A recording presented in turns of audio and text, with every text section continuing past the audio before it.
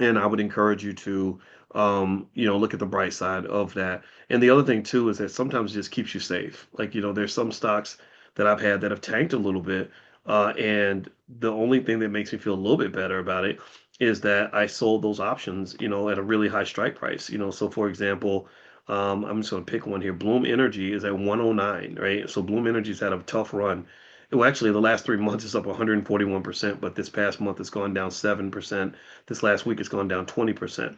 And I have the current price is 109. I have one option with a strike price of 140 and another with a strike price of 220. 220. So the stock could double almost pretty much, and I would still own all those gains, right? So I sold those options and I got thousands of dollars for that by basically letting somebody else own all the crazy stuff. I was like, I don't think the stock's going to go to 220, but I'll sell it to you, right? So you can sell in a way, it's kind of cool because it's like a yard sale where you get to sell things that you don't want, right? Like if you go through and you're doing a yard sale at your house or you decide you need cash and you got to sell something in your house, you never sell the things that you want to actually own. You don't sell, you're like, oh, here's pictures from my daughter's first birthday. You wouldn't sell those. First of all, that would be kind of weird, but then second of all, that's valuable to you. What you do is you find something you don't, I don't even use that wheelbarrow anymore. Well, you can have it for $20, right? So in a way, when you look at a stock, I think you got to sort of think through in terms of why you want to own it and what you believe about that stock. What do you think about that business? How do you feel about being in that business? Knowing that there's going to be ups and downs, like a relationship. You know that if you date that person, you're going to have ups and downs. Every day won't be a good day. Can you tolerate the bad days? And are the good days worth the investment? And then maybe when you're looking at the stock and you're looking at all the things the stock can do, you might sort of say, okay, play out different scenarios and say, okay, this stock's at $100. Do I think it's going to go to 200? Probably not. Not in the next 4 or 5 years. So maybe you sell everything above 200 with a stock option, right? You just sell the option and get the cash.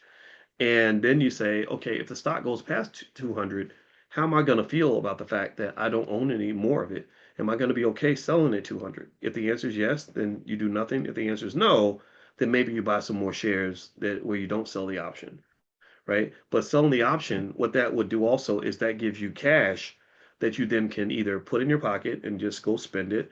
You can buy more stock with it. You can also use it to buy puts to protect the stock. They call that a collar, right? The collar is when you sell the option and buy the puts. Mark Cuban bought a collar on his Yahoo stock when he made a big deal with Yahoo in the early 2000s. They gave him billions of dollars. He was filthy rich, and he said, "Okay, I want to make sure I stay rich. I don't need to get richer at this point, because you get to the point where they say that your marginal benefit of meaning like the extra benefit of having another $1 million was non-existent. He's like, I already have 2 billion. I don't need another $1 million. But losing millions of dollars would probably bother me. So being secure at that point was more important than extending the lead, like a football game. If you're up 30 points in the game, extending the lead is not important. It's whether or not you can protect the lead that you have and not lose the game. So what Cuban did was he did a collar. He sold an out of the money call option. Everyone should learn how to do this. Everyone should learn how to use options. He sold an out of the money call option and then he bought puts to protect his investment. And when I tell you that he was so glad he did that, because what happened was that whole market just went straight to shit. The whole dang thing collapsed 45, 50%. You think this 5%, 3%, 10%, whatever this is, you think this is bad? No. Early 2000s, it was an absolute calamity. 2007, calamity. And so the big thing to also understand is that this could get a lot worse.